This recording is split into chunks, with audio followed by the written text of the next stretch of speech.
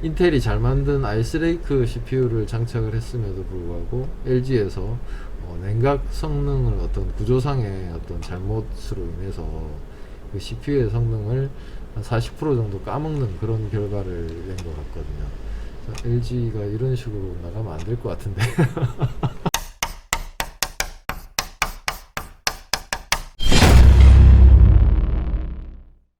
우와.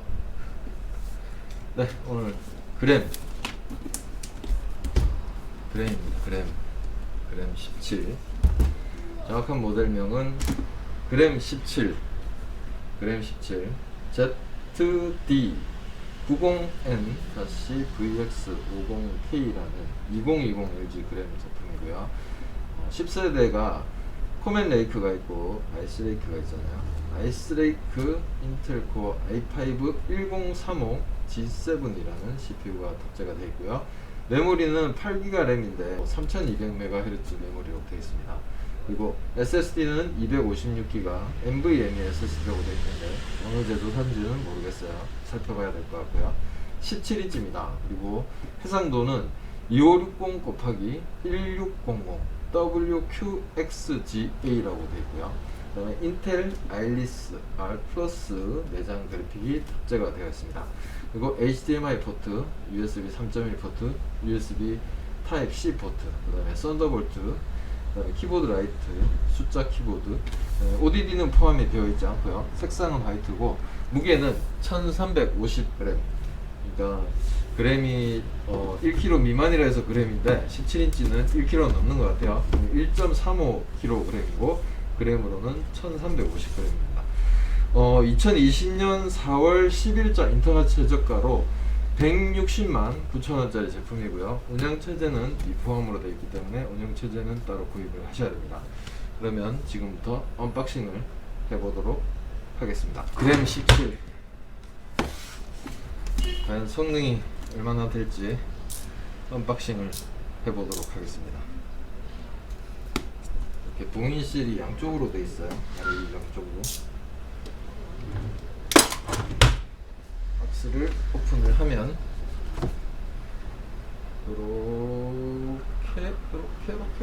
이렇게 네, 박스를 여니까 아주 이쁜 그램 17 본체가 들어있죠. 이렇게 비닐로 포장이 되어 있고요. 그 다음에 매뉴얼 들어있습니다. 그리고 아답터, 충전 아답터죠. 이렇게 충전 아답터 용량을 한번 볼게요. 19V 2.53A입니다. 100V에서 240V까지 프리볼트고요. 박스에 또 뭐가 있나 한번 밑에를 열어볼게요. 이렇게 키스킨이 들어있고요. 그다음에 보증서가 하나 또 들어있습니다. 키스킨은 바로 덮어주도록 하겠습니다. 이렇게 비닐을 벗겨서 꺼내보도록 하겠습니다. 이렇게 열어주시는 게 좋을 거예요. 포장 비닐을 벗겨도 이렇게 상판하고 하판 일부에 이렇게 또 보호 필름이 또 부착이 되어 있습니다. 아주 견고하게 되어 있네요. 아답터를 연결해서 손 정리를 할 수 있는 벨크로 같은 게 있으면 좋을 것 같은데 벨크로 타입으로 되어 있지는 않습니다. 그래서 아답터를 전원 연결하기 전에 한번 살펴볼게요. 이쪽에 보시면 전원 아답터 연결하는 잭이 있고요. 그 다음에 USB 3.1, 그 다음에 HDMI, 그 다음에 USB-C 타입 포트인데 이게 썬더볼트 단자하고 겸용인가봐요. 그리고 오른쪽 편에 다시 보면 마이크로 SD 카드 리더 하는 곳이 있고, 그 다음에 헤드폰 단자가 있습니다. 그리고 USB 3.1 단자가 두 개가 되어 있고요. 텐싱턴 락 단자죠. 되어 있습니다. 이렇게 외관이 이렇게 되어 있고 하판에는 뭐 이런 식으로. 그래서 오픈을 해보도록 하겠습니다. 어댑터를 연결을 하고요. 윈도우 10 설치본을 준비를 하셔야겠죠. 윈도우 10 설치본을 준비를 하시고 그 다음에 오픈을 해보면 이렇게 3.1 LG 90N-VX50K 2020 LG 1070 Ti 90N-VX50K 2020 LG 1070 Ti 이렇게 액정을 보호하는 데가 하나 있고, 키스킨을 바로 덮어주도록 하겠습니다. 때가 묻기 전에 키스킨을 바로 덮어주도록 하겠습니다. 그래서 키스킨을 이렇게 덮어주시고,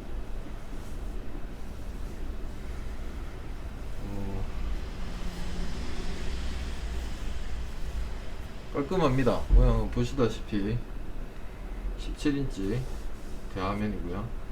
깔끔하게 흰색으로 떨어져 있고, 그다음 대형의 터치패드가 있습니다. 그리고 키보드는 굉장히 길게끔 되어 있고, 우측에 또 숫자 키패드까지 되어 있고요. 키보드 백라이트도 지원한다고 되어 있습니다. 그 다음에 전원 버튼이 이렇게 생겼는데, 확대를 한번 해보면 이렇게 전원 버튼이 동그랗게 크게 생긴 걸로 봐서는 저 부분이 지문 인식 기능이 있는지 없는지 그거는 확인을 해봐야 될 것 같고요. 일단 전원을 한번 켜서 세팅을 해보도록 하겠습니다. USB 부팅 매체를 설치본을 장착을 하시고 설치를 해보도록 하겠습니다. LG 로고가 보이고요. 여기 10세대 로고라고 되어 있죠. 그다음에 아이리스 플러스라고 그래픽도 표시가 되어 있습니다. 처음에 부팅하자마자 도움말이 한번 나왔어요. 이렇게 해서 부팅 매체를 윈도우 설치번호로 선택을 해주시면 설치가 진행이 됩니다. 어떤 스펙의 SSD가 들어있을지 궁금합니다. 다른 10세대 제품들과 마찬가지로 설치 과정에서 터치패드가 작동이 되지 않습니다. 설치를 할 수가 없죠. 그러면 키보드를 이용해서 다음 하시면 되는데 불편하시잖아요. 그래서 USB 마우스를 장착을 해서 진행을 하도록 하겠습니다. USB 마우스를 장착을 하시면 이렇게 작동이 됩니다. 키는 나중에 입력하고요. 윈도우 10을 설치를 진행을 해보도록 하겠습니다. 사용자 지정 윈도우만 설치 선택을 하시고요. 여기 보면은 DNA라고 있는데 여기에 드라이버가 들어있어요. 여기 보시면 할당되지 않은 파티션이 있고요. 그 다음에 파티션 1 해가지고 DNA라고 있는데 이거는 나중에 드라이버를 설치하고 나서 삭제를 하셔도 되거든요. 이 상태에서 삭제하지 마시고 할당되지 않은 공간에서 새로 만들기만 하셔가지고 적용을 하시고 진행을 하시면 됩니다. DNA 파티션은 나중에 없애주고 윈도우 파티션과 합치셔도 되거든요. 일단 이렇게 진행을 하시면 됩니다. 저걸 삭제를 하면 또 드라이브를 다운을 받아야 되는 그런 불편함이 있기 때문에 DNA라고 되어 있는 파티션은 그대로 두시고 진행을 하시면 되겠습니다.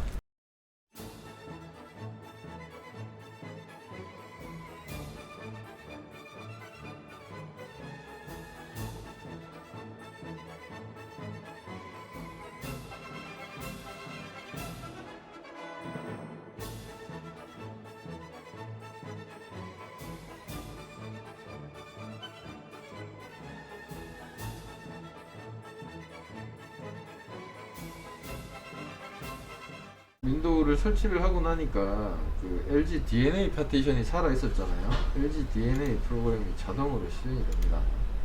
이걸 진행을 하면 드라이버가 자동으로 설치가 되겠죠. 인터넷이 연결이 되지 않아도 그 DNA 파티션에 있는 그런 드라이버들로 이렇게 윈도우 부팅이 되고 나면은 저절로 설치가 되니까 아까 그 DNA 파티션을 그대로 두신 상태에서 설치를 하시는 게 좋습니다. 그래서 완료가 되고 나면 그 DNA 파티션에 있는 내용들을 DNA라고 폴더를 만드신 다음에 그 다음에 그 파티션을 삭제를 하시고 옮기셔도 되고 아니면 그대로 두셔도 크게 상관없습니다.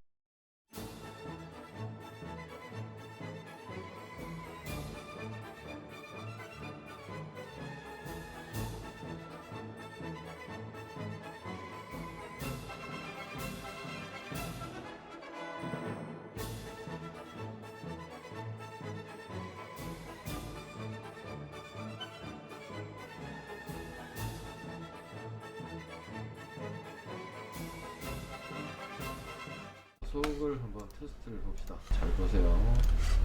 8K를 가속을 해볼 겁니다. 유튜브로 8K 가속할 때 그래픽 점유율이 얼마나 되는지 봐주세요. 지금 8K 가속입니다. 그래픽 점유율이 올라가면서 영상이 조금 끊기나요? 방금 광고가 나와서 그렇고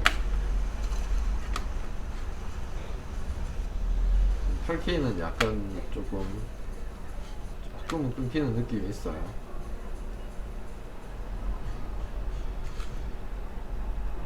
그래픽이 지금 96%,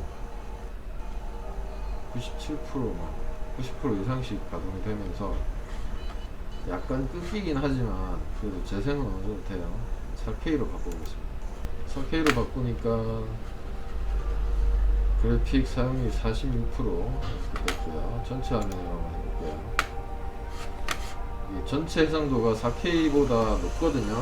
지금 2560 곱하기 1600이기 때문에 확실히 화면이 선명하긴 하죠. FHD 화면에서 4K 영상을 보는 거하고 WQXGA 화면에서 4K를 보는 거하고는 차이가 좀 있는 것 같습니다. 확실히 8K는 약간 끊기는데 왜 그런지 모르겠네요. 8K가 왜 끊겼을까요? 이 정도 사양이면 8K가 원활하게 돼야 되는데 인터넷 속도하고도 또 연관이 있을까요? 약간 뚝뚝 끊기는 느낌이 있습니다. 하지만 하드웨어 가속은 된다는 거. 하드웨어 가속이 되고 안 되고가 엄청난 차이가 있습니다. 하드웨어 가속 성능은 이렇고 이제 프로그램 세팅을 마무리한 다음에 각종 벤치마크 프로그램으로 성능 테스트를 한번 해보도록 하겠습니다.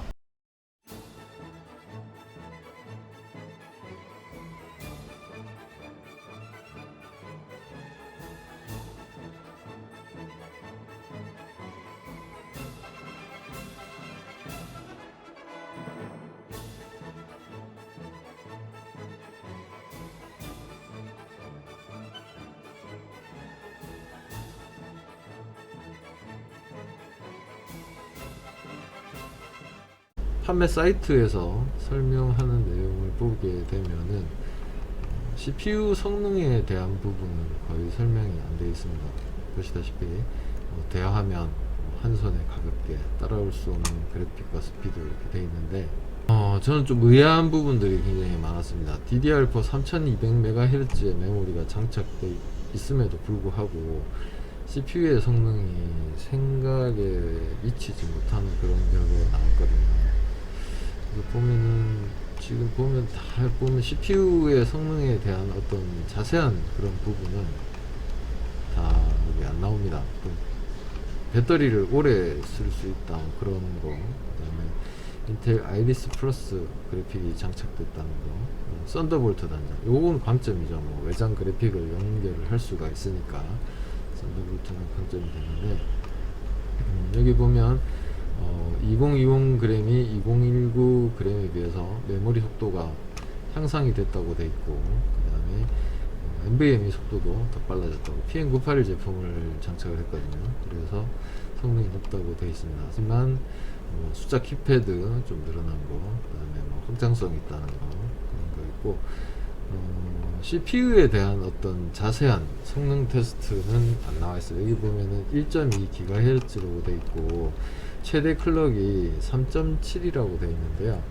지금 그램 17 제품은 죄송한 얘기지만 3.5GHz 이상 동작하는 걸 제가 테스트를 하지를 못했었고 3.5GHz로 지속적으로 동작이 안 돼요. 이 제품은 스로틀링이 일어나가지고 냉각에 실패한 제품입니다.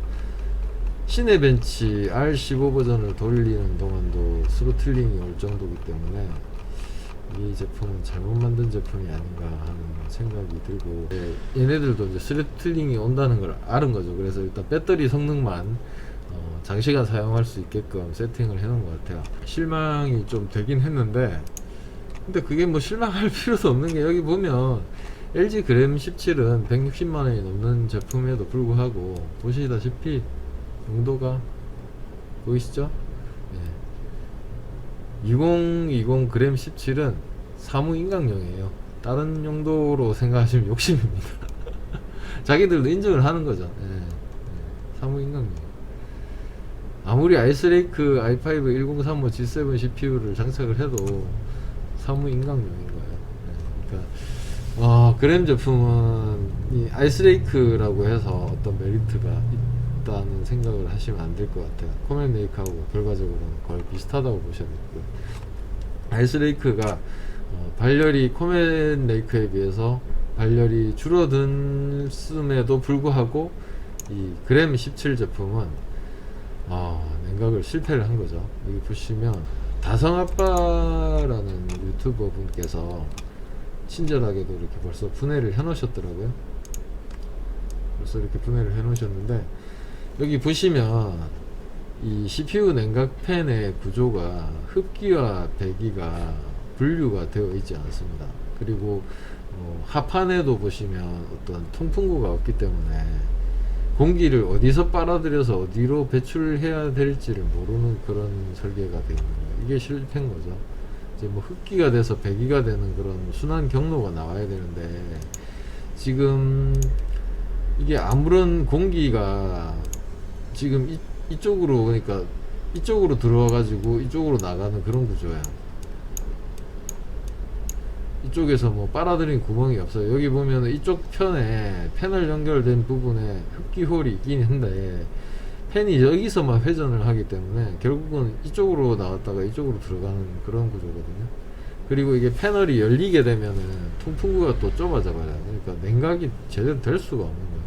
그러니까 이거를 이제 구조를 이렇게 보고 나니까 이해가 되는 겁니다. 제가 이제 촬영한 영상이 있는데 조금 보여드리자면은 너무 실망스러워가지고 테스트한 영상만 좀 보여드릴게요. 여기 보시면 진짜 황당합니다.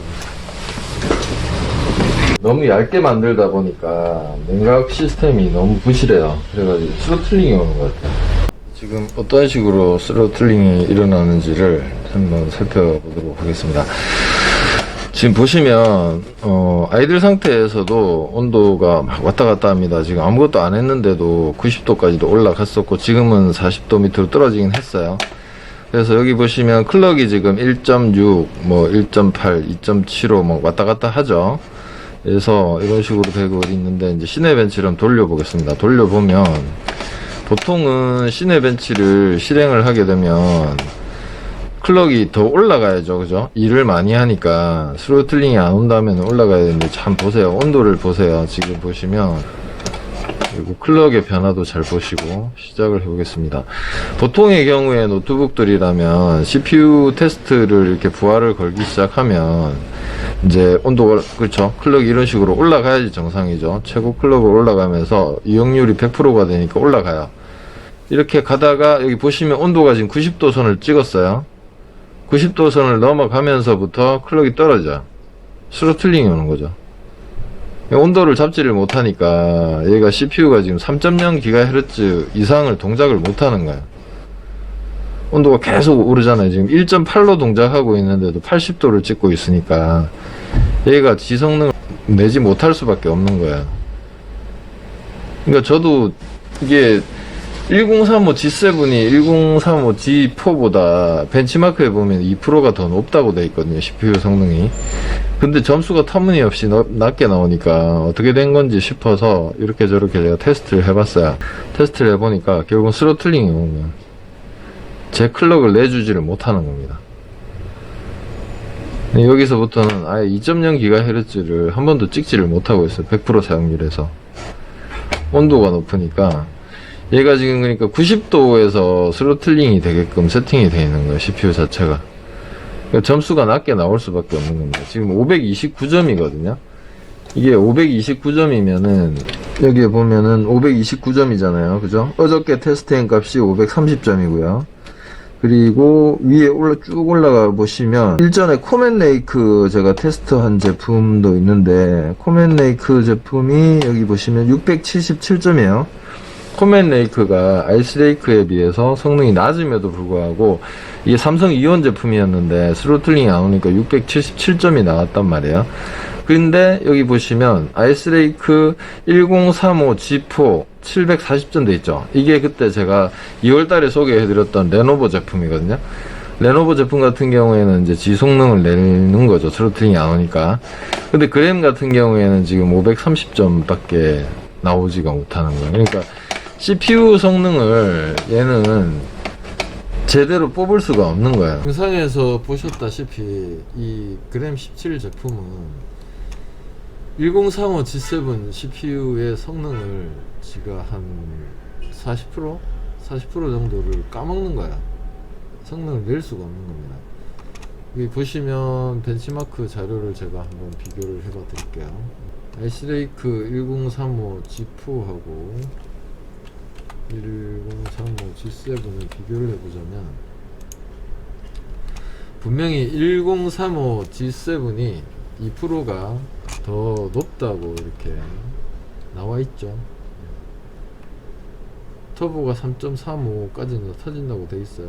여기는 이제 1035 G4는 3.3까지 터진다고 돼 있고, 근데 스펙에 보면 스펙에는 3.7GHz가 최대 클럭이라고 나와 있는데 3.7GHz까지는 터진 적이 없는 거예요. 지금까지 벤치에 나와 있는 걸로 봐서는 3.35로 나오고, 최악의 벤치로도 0.2라고도 나오죠. 그러니까 3.35 이상은 터질 수가 없는 거예요. 제가 실제로 테스트 했을 때도 3.35GHz 이상은 아예 동작하는 걸 보지를 못한 것 같습니다. 그러니까 이 그램 제품은 잘못 만들어진 제품인 것 같습니다. 근데 뭐 잘못 만들어졌는데 여기 보시다시피 보이죠? 사무 인강용으로 만들어졌기 때문에 그렇다고 그렇게 이해를 하시면 될 것 같아요.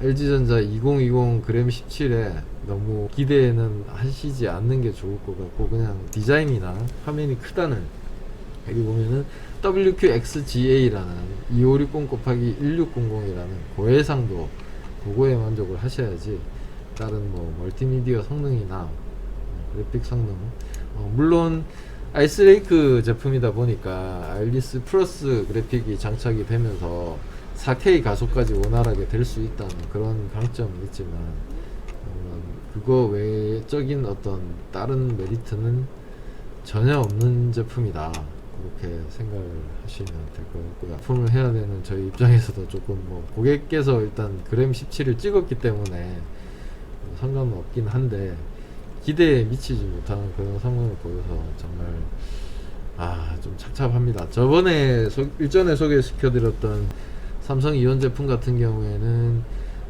인텔이 잘못한 거죠. 코멘 레이크 CPU를 잘못 만들어서 성능이 떨어졌었는데, 이번 제품 같은 경우에는 인텔이 잘 만든 아이스레이크 CPU를 장착을 했음에도 불구하고 LG에서 냉각 성능을 어떤 구조상의 어떤 잘못으로 인해서 그 CPU의 성능을 한 40% 정도 까먹는 그런 결과를 낸 것 같거든요.